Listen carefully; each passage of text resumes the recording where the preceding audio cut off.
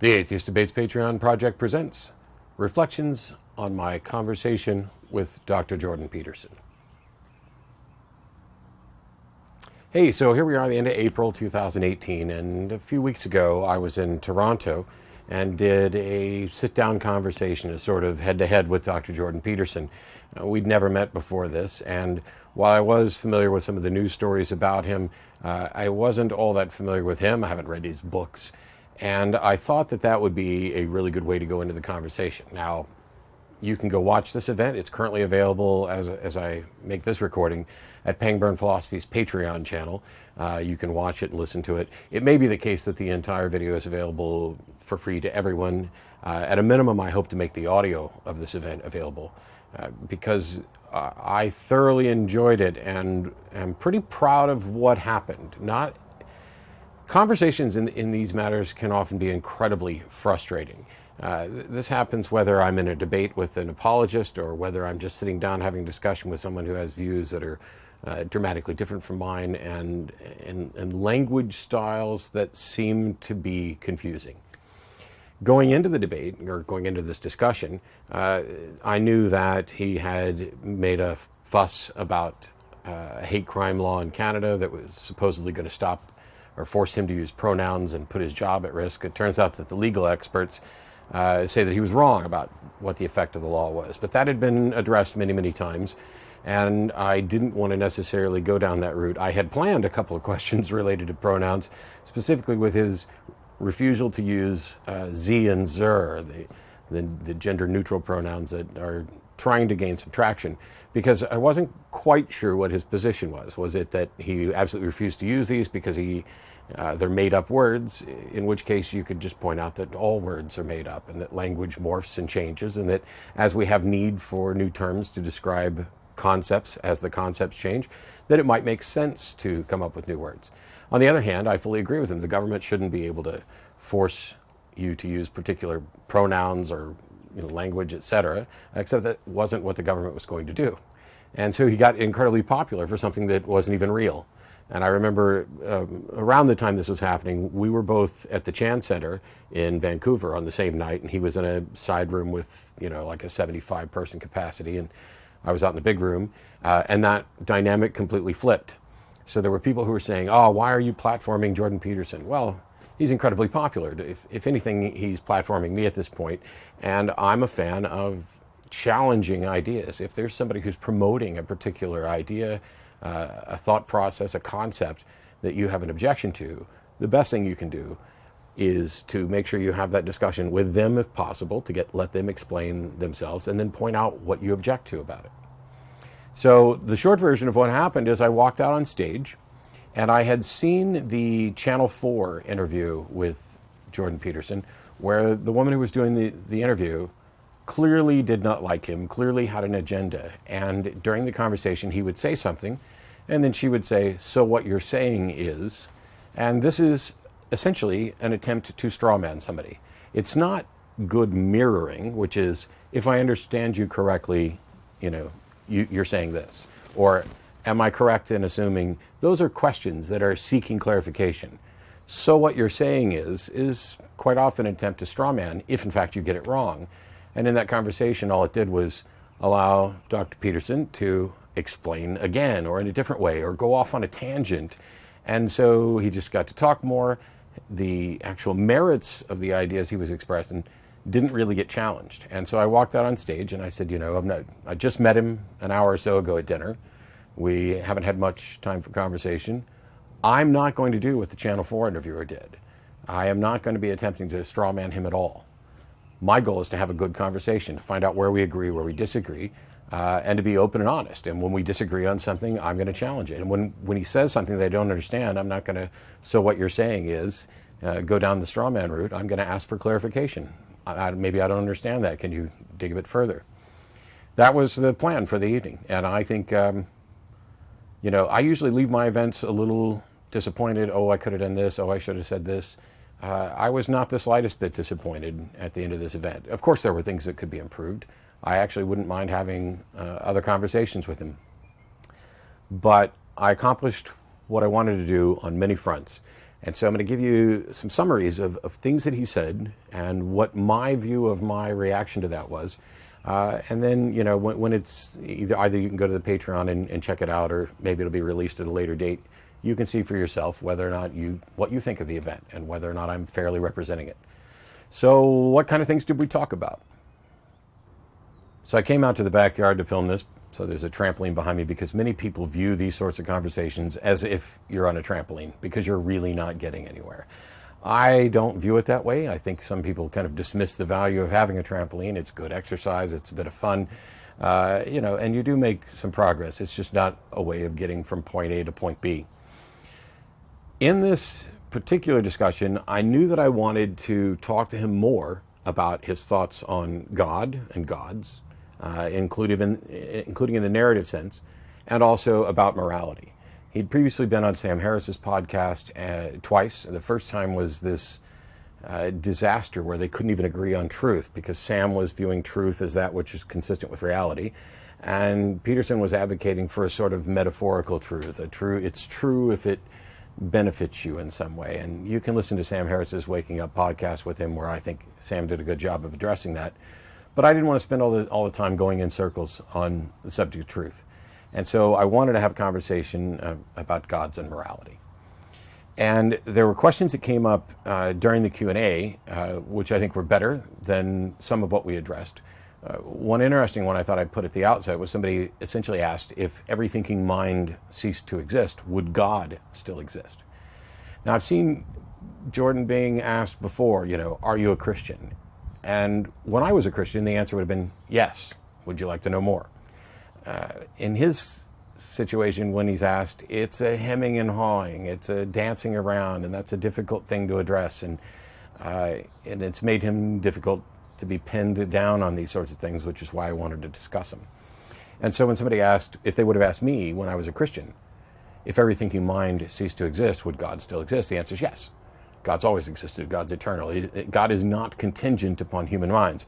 For Dr. Peterson, it was a little bit of a different story. That's a very difficult question, and let's go back and look at, you know, the Enlightenment and this notion of materialism, and people thought that, you know, if we all disappeared, that, you know, this table would still be this table and this rock would still be this rock, etc.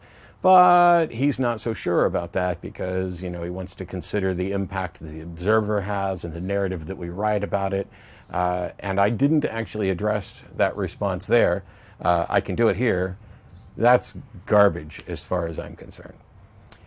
It violates Occam's razor.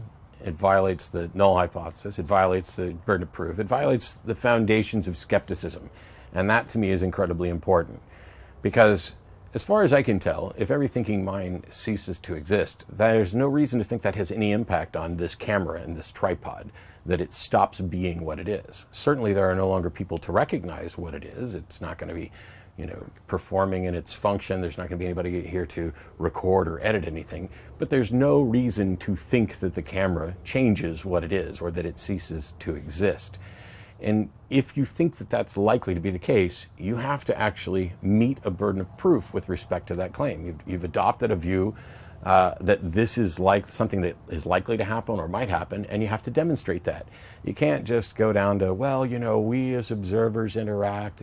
This notion of, oh, it's true for me, is something that I've rejected forever. And standing in line answering questions after the event, there was a woman who came up and said, oh, so you don't think there's an afterlife? And I said, no, I have no reason to think that there is. If there is one, you know, somebody can demonstrate it and we'll find out afterwards.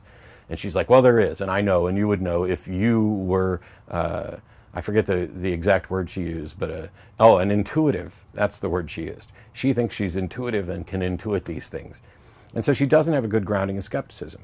Now, I'm going to do a video probably later on today or tomorrow that talks about my Magic and Skepticism tour.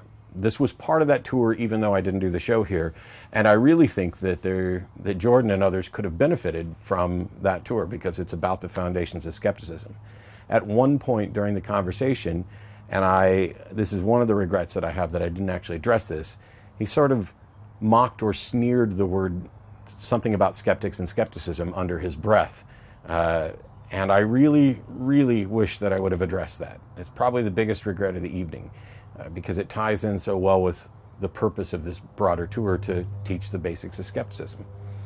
And I think I didn't address it because I didn't want us to go back and forth on too many things.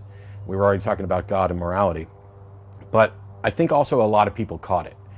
It was a very skeptics or skepticism or something like that, or this is what you get when you get skeptics involved. It was a sneering dismissal. And it's sad because when you consider most of the other things that he said, skepticism would really be something that is beneficial to him just as it is to everybody else. It's just that people think skepticism is something it's not. It's about attempting to confirm. It's about withholding belief until belief's warranted. So let's take a look at some of the claims that he made that I think could have benefited from a healthy dose of skepticism. So fairly early on in the conversation, he talked about mystical experiences, people who would take drugs and have mystical experiences. And the skeptic in me immediately wanted to point out, and did point out, that I'm happy to believe that people are having experiences that they call mystical, but that doesn't mean that they are mystical. In much the same way that if somebody says, I saw a ghost, it doesn't mean they saw a ghost. I'm happy to believe that they saw something that they are referring to as a ghost, as a disembodied spirit of a person. But the fact that they're using that language and making that claim isn't itself enough to confirm it. And so we had a back and forth. You talk about the consistency of these experiences. People take DMT or these other drugs and they induce a mystical or supernatural experience. And I had to keep saying that's the language that people use to describe them, perhaps because we don't have better language for it. And that may be the case that they are mystical or supernatural, but we need to actually demonstrate that. You don't just get high and say you've seen God and that's the end of it. He claimed that you couldn't quit smoking without having a mystical experience. Not that it was more likely or more probable, or you couldn't do it unless you'd had an experience that you kind of identified as mystical. He seemed to be going right down the road of you can't quit smoking unless you have a mystical experience. Now, I can't demonstrate that he's wrong, other than I quit smoking 10 or 11 years ago. I haven't had a cigarette in 10 or 11 years, didn't have any mystical experience. I don't know what his real response to that would be, because when I pushed back on it, he wanted to go down this road of, oh, we know this is the case, and let's cite this, and let's cite that. And there didn't seem to be a strong tie to a consideration of the reality that you and I experience, as far as I can tell. So that was one of the first things. You can't quit smoking unless without God or shrooms, essentially. I don't know how he got there. It seems to be one of these things of when you show that people have a particular type of experience and it can be life-changing, it's one thing to say that that can be beneficial to them. I spent a good portion of the night talking about a number of things that I thought could be beneficial. When we talked about whether or not there was a God, one of the questions that I had thought of ahead of time to ask, and I did ask, is, what are you afraid that we'll lose if people stop believing in a God? Because I get the feeling that sometimes, a la Dan Dennett, what Peterson is doing is not so much believing in a God, but he's believing in belief. He's valuing the idea that if we believe these things, there's benefits. And as I said on that evening, I'm happy to acknowledge that you can inspire people, that you can educate people, that you can change people's lives and behaviors with compelling narratives. But that is independent of whether those narratives point to something that is true. I can get you to change your behavior through re-education, through recognition of empathy, through claiming that there's a God watching you, through putting a gun to your head. All of these things can change behavior. Doesn't mean they're all good. And it doesn't mean that whatever story I'm using to influence you is ultimately true. And so when I asked him what he was afraid of losing, it took a while, but we got around to he's afraid we'll lose these grand narratives, the metaphorical substrate that underlies these narratives. And that's really not an answer, because until you tell me what there is of value within the narrative, I've basically asked, if you no longer believe these narratives, what will you lose? And his answer is the narratives. Well, I want to know, what is it about the narratives that are valuable? And also, why you think we're going to lose them? Yes, there are probably still people who believe in, the Greek and Roman pantheon of gods to some extent, whether or not they actually think that they're literal beings, whatever. But we haven't lost those narratives. We haven't lost those stories. And we're not stopping in our effort to create new stories. There's 5 superhero movies coming out in the near future. All of those are the same sort of grand narrative, the Christ-type figures, the heroic figures, the things you would read about when Joseph Campbell puts together his discussion about the narrative. I value some of these narratives because they're allegories and homilies and things that lead us to realizations about who we are. But the stories themselves aren't true, and I want to get to the point where we can at least acknowledge that. If Peterson said, I don't think any of that stuff is true, I just think that there's some cool stories in there that we can learn from, we don't have that much of a disagreement. The problem is that you have fundamentalists and evangelicals running around who actually believe that these aren't just narratives, that they are in fact true. So he didn't really explain too much about what we would lose from those narratives. But what he did say essentially is that not only can you not quit smoking without a God, but if you lose that belief, what you also lose, according to him, is art. And I push back on this as well. Are you telling me there's no atheist artists, that there's no godless heathen rock musicians? Hell, I can write a poem for you right now. This is something that stems from who we are. And some people are more adept at it. Some people are more adept at telling a story. Some people are more adept at speaking in public. Some are better at performing, at acting out roles. We're telling stories, painting pictures, and writing music, creating beautiful art all the time without any need for either the belief in a religion or the truth of a religion, as far as we can tell. And when you conflate those two things, the belief in a religion and the truth of a religion, that's where you run into problems. This claim about not being able to quit smoking, I think, could use a healthy dose of skepticism. This claim about the value of a narrative or the fact that we might lose it if people stop believing in it is almost demonstrably false. We talked a little bit about foundations of morality, and this is where we ran into probably one of the most telling moments of the night. Because I wanted to have a good conversation. I wanted to make sure I wasn't treating him unfairly, that I didn't straw man him, that I never did the "so what you're saying is." And I think that I sat there fairly calmly, let him speak. We both interrupted each other on occasion. That just is going to happen. But there was a moment where he was trying to get me to explain foundations of a secular morality.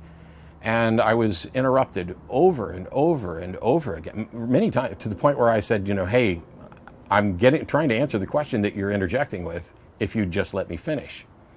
And when I talked about one avenue by which you could build a secular moral system, to begin with, let's say, 3 foundational premises, and they can be completely arbitrary. That life is generally preferable to death. These aren't absolute rules; they're general foundations. Health is preferable to sickness, and all this. I kid you not, he interrupted to say, "So you're saying you're not skeptical of those foundations?" Or he said something like, "But you're not skeptical of those foundations." Essentially, he was doing to me exactly what the reporter on Channel 4 did to him. Right in the middle of my explanation of those foundations, and I was going to point out that, yes, in fact, you should be skeptical of them, that the value of these things is that you can change them when evidence suggests that they might be wrong. If you started with a foundation of death is preferable to life, you don't get very far because people start dying off. And you realize this is in conflict with well-being. Well-being, and he wants to dismiss that.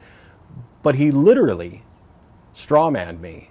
Not necessarily word for word like the Channel 4 person, but it was, so you're not skeptical of those foundations. So after several interruptions and then this attempted straw manning, I did kind of get to shut him down and actually explain what I was talking about. And later on in the night, I used, the sort of chess analogy to, I believe, respond a little bit more in detail to one of the attendees who had a question about the foundations of morality. So that largely worked out pretty good. But his view was that you can't be moral without a God. He was asked during the Q&A, essentially, what would an atheist actually be like? And he gave a reference to a character in, I think, Crime and Punishment, but essentially argued that a true atheist would be a murderer. A true atheist would, be this, I guess, almost Vulcan-like creature of logic. Hey, there's a narrative, Star Trek, that would rationalize and commit murders. And yet he doesn't think that any of the atheists he's encountered, I guess, including me and others, are actually atheists. We have some God. We've made some deity of something in order to keep us from being atheists, who are nihilists and murderers, etc. This take on morality, as I pointed out, I went on a little minor rant there during the Q&A because I would expect this from standard apologists. What we have here is the narrative that atheists can't be moral, that a godless world can't have any foundation of morals, even after one was described to him, even after one that was described which could ultimately be entirely selfish, in the sense that I want to live and I want to live a good life, and so it's in my best interest to make sure that I'm engaging in the sort of thought and encouraging the sort of thought that allows that to happen. That, hey, I don't want my stuff stolen, so I get around a bunch of other people who don't want their stuff stolen, and together we build a society that discourages and punishes, in some cases, stealing your stuff. Even after having those simple foundations, he just went right back to the, oh, if you're an atheist, you would just be a murderer. But he also doesn't believe you're an atheist. So not only has he failed all night long on everything related to skepticism, including sneering at skepticism in a derogatory sense, not only does he set aside reality-based information in favor of a metaphorical substrate and the significance of a narrative, but he also has bought into this idea that you can't be moral without a God. So a true atheist would just be immoral, would run around killing people. But because you don't do that, and that would conflict with what I believe a true atheist is, I have to now come up with a post hoc rationalization, which is, you're not actually an atheist. And before we did this event, there were a number of people who were like, oh, I really wish you'd sit down with Jordan Peterson. I really love what he has to say. And I kept saying, what is it you love? What is it that he said that you love? And I didn't get very many answers. There were certainly some people who agreed with a couple of political views, and that's fine. But I was hearing from a lot of atheists. He has a lot of atheist fans. And I was like, okay, you're basically telling me that you have a great appreciation for somebody who seems to identify as a Christian and has been referred to as the Deepak Chopra of Christianity, because when he's asked about this stuff, you get kind of word soup quite often with, let's set aside reality and appeal to these grand narratives and metaphorical substrates when we're talking about reality. Either there is a God or there isn't. That's it. Either we have good reason to believe there's a God or we don't. That's it. That is separate from whether or not, hey, there's this really compelling God story that provides people with hope or encourages them to be better people. That may well be true. My first concern is whether or not there's a God. Because if there's not, then that story, which has that effect on people, implies that there are other stories that might have that effect, and it may be the case that you can have that same effect with something that is true by having a good understanding of the fact that we are creatures sharing space, and that my actions have consequences on other people, their actions have consequences on me, and that we should work reasonably to try to make sure that we minimize the harm that we can do each other and maximize the benefit that we can provide to each other without appealing to the supernatural, without relying on deities, and without relying on fairy tales. You look at Grimm's fairy tales and the nursery rhymes we tell kids, these are morality plays. But largely, people don't think that they point to something true. Like they're not like the characters in the story are true. The thing that they're pointing to as true is something about us. And I would hope that a psychologist would actually start to recognize this. And I have some concerns about a psychologist. Granted, he's working as a professor. I don't know that he has actual patients. But if somebody comes to you and tells you that they believe they're George Washington, and your view of truth is that it's true if it benefits you, then how do you diagnose them? How do you determine that they're not George Washington? Do you just say, oh, it doesn't matter, they're getting a benefit out of it? Without having a sound foundation on the reality we supposedly share and experience, I don't know how you could do your job as a psychologist. To me, it's almost as if a good understanding, which I think he has, of human psychology has led him down a road where the narratives that make up our lives and the interactions we have on almost more of a sociological level trump anything about reality. And I don't know how you can really do psychology well that way. But I'm not a psychologist, and I would be interested in other psychologists' musings on how to reconcile this potential thing. So one last thing to hit, and then we'll be moving on to other things. So I've talked a lot about what was said there from my perspective. Obviously, you should watch it, make up your own mind. If it's not available currently, it may be in the future, as I mentioned. But there was a lot of frustration, and it wasn't primarily from me. I was really interested in having a conversation. I wanted us each to share our ideas, get the contrast out there. There was a lot more interrupting and strawmanning coming from Jordan. And despite that, and despite my confusion over his fascination with narratives, I would have another conversation with him and maybe broach some other topics and find other areas where we disagree. There are people who, why would you ever engage with Jordan Peterson? Well, because I can actually have a conversation, and if I think that some of his ideas are wrong and potentially dangerous, I think the way to expose them is to get him to say what those ideas are and then express the difference. That doesn't mean that every conversation with somebody you agree with is going to be valuable, but the guy's incredibly popular. The notion, though, of not being able to quit smoking without some sort of mystical experience, this claim about drugs leading to mystical experiences, that's something I hear a lot. It's even something that I've spoken to Sam Harris about a little bit. I don't think that Sam comes anywhere near making the claim that people are having mystical experiences in the same sense that Jordan was. But sometimes we don't have better language to use to describe that, which is why I was trying to go down that route. But at the end of the night, I ended with a story which I'll relay here. And it won't be word for word, but it is a true story. And it's important. As I said earlier, I'm happy to believe that people have had experiences that they describe as mystical. I just don't think that we have evidence that those experiences are in fact mystical. I've taken hallucinogens. Once upon a time on LSD, I was sitting in a bathroom, staring at the door for the bathroom, and it was a wood grain door. And wood grain, for those of you who have had hallucinogenic experiences, really good for visual effects. And there was a spot on the door that was shaped a little bit like a strawberry. And as I stared at it, the strawberry gained a face, and it gained a big Superman S on its chest and a cape. And it smiled, and it started to move around, and then it flew off the door and did a lap around my head and smacked into the door, becoming wood frame again. A fairly short experience, but really cool, for that sort of trippy, hallucinogenic type experience. And at no point during that experience or after did I ever reach the conclusion that there's some other realm full of super strawberries and that they're real and that they have a message for me.